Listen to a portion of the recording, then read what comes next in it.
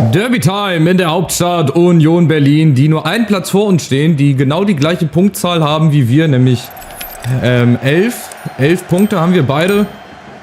Stehen also beide ganz gut da, wir als Aufsteiger. Ja, also ich bin relativ zufrieden.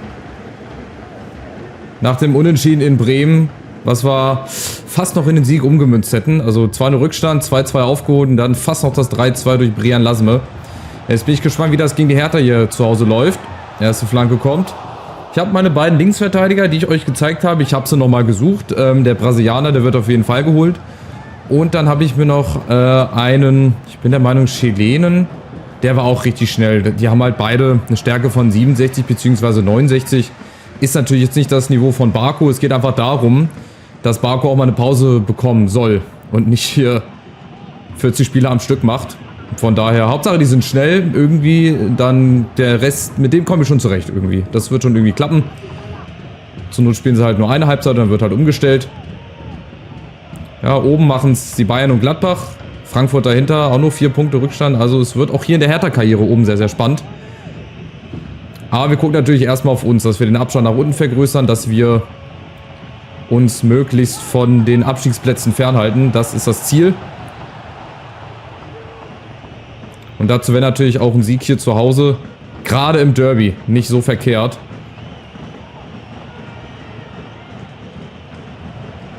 Ja, und Jona, komm. Oh, blöde Flanke. Achtung! Oh, bisschen, ja, Zirkus in der Stadt. Und da hat gerade Bradley einen schönen Looping gemacht.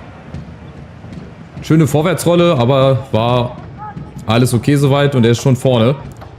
Vorne mit dabei. Jinma vor... Ach, Forbes. Spielt ja oben Nusa. Schade.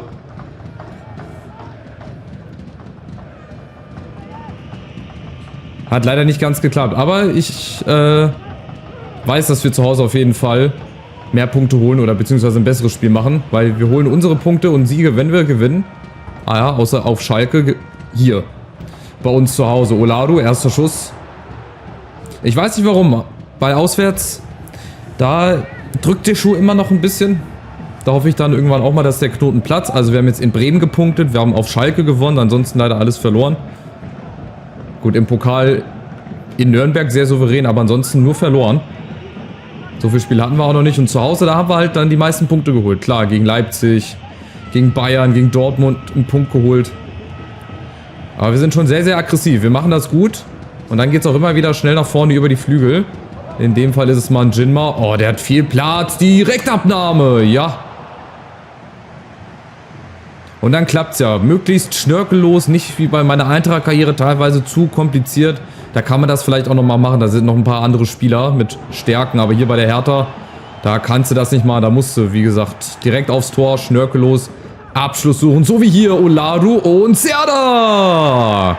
Mit dem Abstauber. 1-0. Sehr, sehr schön. Auf den zweiten Ball gegangen, wach geblieben. Und dann eingenetzt. Hier, sehr schön. Die Ablage, Oladu dann noch 16 Metern, schön auf den Keeper und dann setzt Serda nach.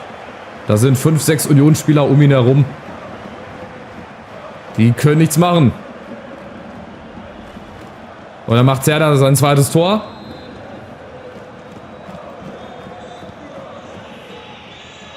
Und ich glaube, das geht in Ordnung. Wir waren hier in der Anfangsphase... Waren wir sehr stabil unterwegs, haben eigentlich hinten nichts zugelassen. Nehmen jetzt anscheinend so diesen Schwung, den Flow, wie nennt man das noch, das Momentum mit. Und Serda ist schon wieder da. Oh. Er hat einen guten Abschluss, schade, ein bisschen zu hoch, aber wir haben ja den Platz. Schau ich das an, auf 16 Metern, 17, 18 Meter, da ist weit und breit niemand. Aber auch hier wichtig, dass wir das zweite Tor machen. Es hilft nichts, überall immer nur in Führung zu gehen. Wir müssen das zweite Ding machen. Okay, es ist gut, dass wir schon mal in Führung liegen. Das haben wir in Bremen leider nicht geschafft, obwohl wir es da eigentlich auch hätten machen müssen. Aber geil, zack. Klatschen lassen, ein Doppelpass, Serda vorne rein. Da ergibt sich hier die Lücke, diesmal für Sforza abgefälscht. Doppelt und dreifach, schade. Aber müssen wir wieder haben, bauen wir wieder hintenrum auf. Das ist ein sehr, sehr druckvolles Spiel. Hato, natürlich heute Innenverteidiger mal für Brabeck. Der kriegt auch mal eine Pause. Sforza drinne. Für Busio. Und ansonsten ist das hier die gewohnte Mannschaft. Wieder Serda, wieder die gute Abschlussposition. Diesmal muss Renault ran. Also das fällt wirklich auf. Wir kriegen im Mittelfeld sehr, sehr viele Freiräume. Und gerade vorm 16er mit Serda kriegen wir immer wieder die Chance, auch mal abzuschließen. Achtung. Jetzt ist Union vorne über Torsby. Achtung, erster Schuss, aber das ist keine Gefahr für Obig. So können sie gerne angreifen, so können sie auch gerne schießen. Das heißt, wir stehen erstmal gut. Was bei uns jetzt erstmal nichts zu heißen mag. Ja, Union mit der Fünferkette scheint denen wohl nicht so gut zu tun. Oh, schade, die Bälle hinter die Abwehr, die klappen leider nicht so.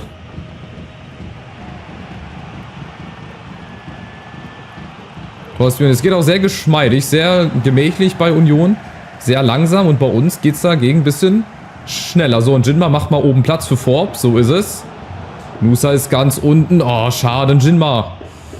Durfte nicht hingehen, weil er am Abseits steht. Egal, weiter geht's, komm. Ist gleich Halbzeit, weil ich kriege nochmal eine Chance. Nusa und Jinma. Ja, oben Forbes wäre frei gewesen.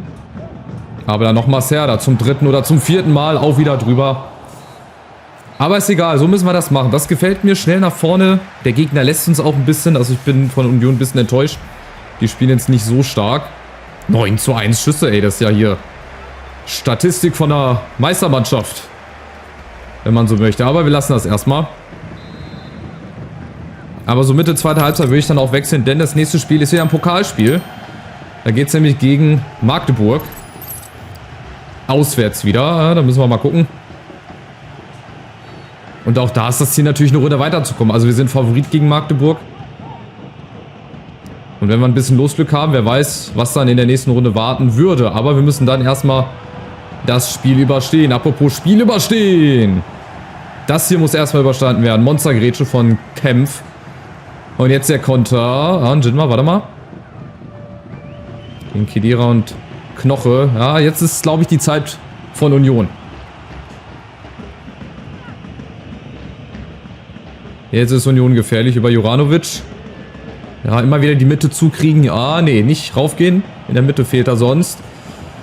Flanke kommt, Obig ist da. Komm, steh schnell wieder auf.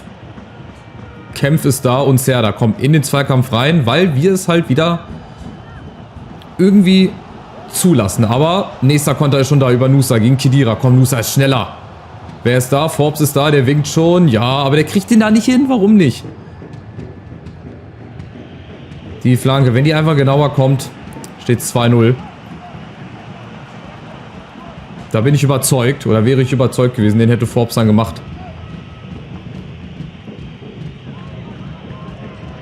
Ja, also ganz traue ich dem Braten nicht. Also wird Union jetzt stärker oder nicht? Waren das nochmal so 2-3 Minuten, wo die Klasse aufgeblitzt ist?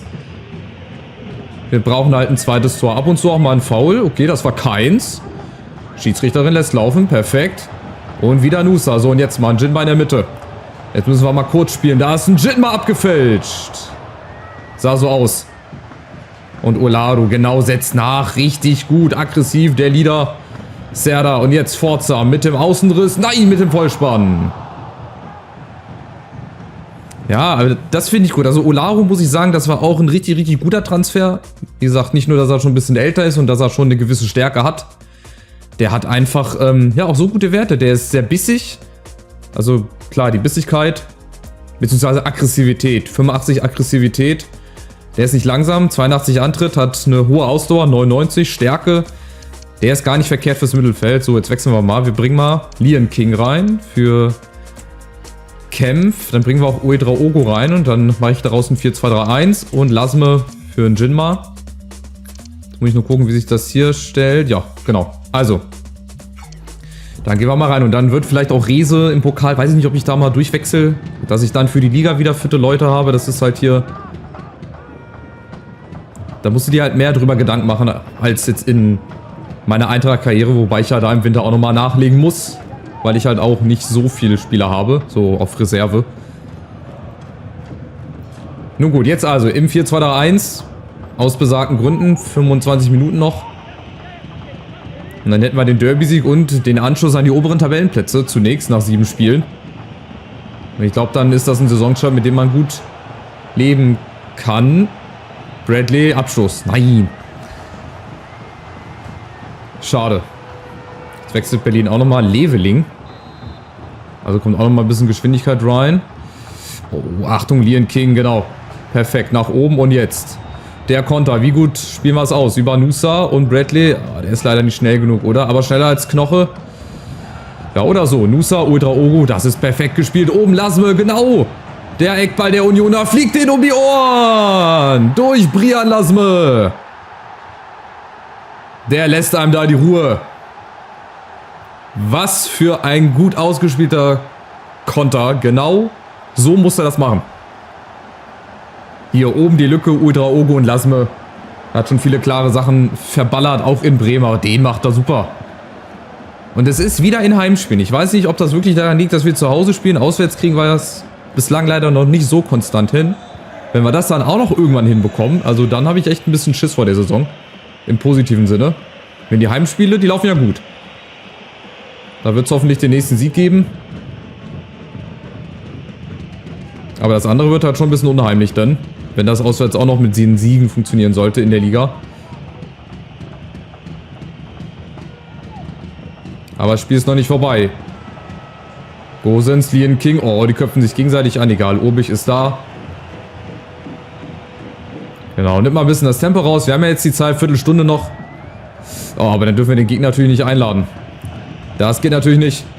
Achtung, da ist Gosens mit der Chance. Aber abseits. Ja, abseits. Bleib ruhig, Robin. Du brauchst dich gar nicht aufregen. Alles gut. Jetzt Rehse. Time to shine for Fukuhila Rehse. Der kann das auf jeden Fall auch. Da ist er schon. Rehse mit Lasme im Zusammenspiel. Nee, schade.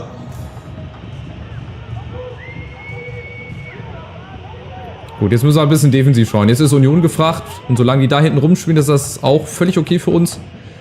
Da können sie nicht treffen. Im besten Fall immer nur mit verschieben. Auch mal vorne drauf pressen mit Lasme. Dann brechen sie immer wieder ab. Müssen hinten rumspielen. Und so haben wir jetzt schon mindestens mal 5 Minuten gewonnen. Guck, wieder hinten rum. Aber irgendwo finden sie dann doch immer wieder eine Lücke. Gosens, Calvert-Lewin. Ah ja, okay. Nicht schlecht. So, noch 5 Minuten und wieder ein bisschen Zeit vergangen. Und Union hat wirklich nichts damit erreicht bislang. Aber ist noch genug Zeit für 2 Tore. Oh, Flanke kommt, Lian King. So, und das dürfte es jetzt aber eigentlich gewesen sein. Wir sind im Ballbesitz. Forbes vorne im Zusammenspiel mit Lasme, wenn er entgegenkommt. Oh nee, der hätte früher spielen müssen. Egal, haben wir. Lasme und noch Forbes. Ultra Ogo hinterläuft. Ja, den kriegt er nicht, oder? Nee. Dafür ist Forza 3 Minuten noch mit Nachspielzeit und Forbes in Ballbesitz. Das war's. Also, wir gewinnen das Derby.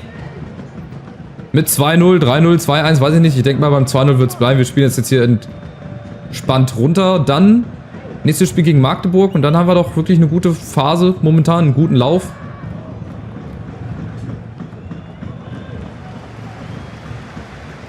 Und dann kriegt Barco vielleicht auch mal eine Pause. Weiß ich nicht, ob wir bis dahin schon die beiden Linksverteidiger haben. In Verhandlung ist es. Vielleicht haben wir gleich sogar schon die Nachricht, dass wir sie bei uns begrüßen dürfen. Rehse nochmal mit der Flanke. Und jetzt kommt Forbes nochmal. Aber vorher geklärt. Durch Juranovic. So, jetzt ist nochmal die Zeit, um was zu probieren. Würde gerne den Spieler da auswählen. Und zwar diesen hier. Genau. Dann flanke ich dahin. Mal gucken. Die müssen sich ja eigentlich jetzt zum Keeper orientieren. Oh, Lian King ist es. Ja, gut. Jungs, warum stellt ihr mir da einen Innenverteidiger hin? Hätte ich das Forza gehabt oder so, hätte ich mal drauf geschossen. Naja, viel lernen wir um nichts. Aber Derby-Sieg, das ist ganz wichtig. Wir überholen Union. Wir bleiben weiterhin vor Mannschaften wie Dortmund und Stuttgart. Das ist auch ein ganz großes Ding. Und Leipzig, oder? Glaube ich auch sogar. Und jetzt geht's halt gegen Magdeburg im DFB-Pokal. Auch sehr überlegen. Also von der Statistik her, da gucke ich da auch mal gerne so ein bisschen drauf, obwohl das ja zweitrangig ist. Aber wir hatten 12 Schüsse, Union hatte 3. Von daher haben wir das alles sehr, sehr gut hinbekommen. So, jetzt Magdeburg. Vielleicht mit 9 Verteidigern. Das gucken wir gerade mal. Okay. Brian Weah hat angenommen. Und auch Alessandro Carvalho. Also beide für 3 Jahre. Hier 5 Jahre Rotationsspieler, sporadischer Spieler. Ist schon mal gut für uns. Das heißt, sie beschweren sich nicht, wenn sie mal 3 Spiele nicht spielen. Jetzt müssen wir hier nur noch annehmen. Ich hoffe, dass das Geld reicht. Nein! Warum haben wir die finanziellen Mittel nicht? Hä? Warum haben wir die finanziellen Mittel nicht? Wie haben die denn verhandelt? 27.600 Gehalt. Wenn ich vielleicht hin und her schiebe, Moment mal. Habe ich mich dafür kalkuliert? Anscheinend hier, ey, Finanzberater Nummer 1. Aber man kann doch hier... Naja, zurücksetzen. Was willst du hier zurücksetzen? Transaktion, Übersicht? Ergibt sich diese Regler, die ich hier hin und her schieben kann? Das gibt's doch gar nicht, ey. Jetzt habe ich zu wenig Geld, um die zu holen. Das ist ja doof. Boah. Was mache ich denn da?